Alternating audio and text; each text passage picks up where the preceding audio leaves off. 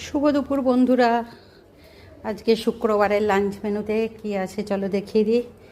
আর যা ভ্যাপসা গরম, তার উপর আবার কালকে আমাদের ঈদ আছে, তো ঘরের সব কিছু ঝাড়া মোছা কাচাকুচি হচ্ছে।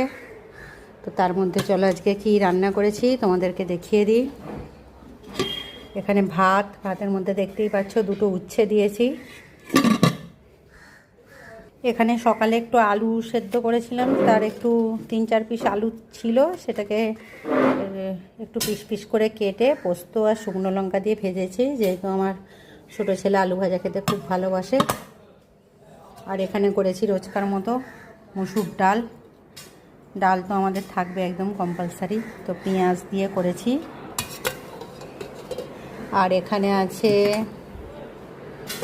যে চিচিঙ্গে আলুর তরকারি করেছি, এটাও পেঁয়াজ টমেটো দিয়ে করেছি। এর মধ্যেও একটু ওই পোস্তদানা ছড়িয়ে দিয়েছি লাস্টে, একদম মাখা মাখা করে করেছি, এটা একটু ঝাল ঝাল করে।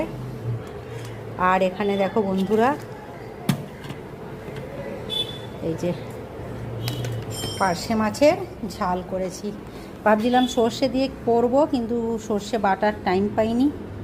তো এই যে একদম পেঁয়াজ দিয়ে, আদা রসুন দিয়ে, টমেটো দিয়ে একদম পার্শে মাছের সাইজগুলো দেখো, তো এইভাবে ঝাল করেছি।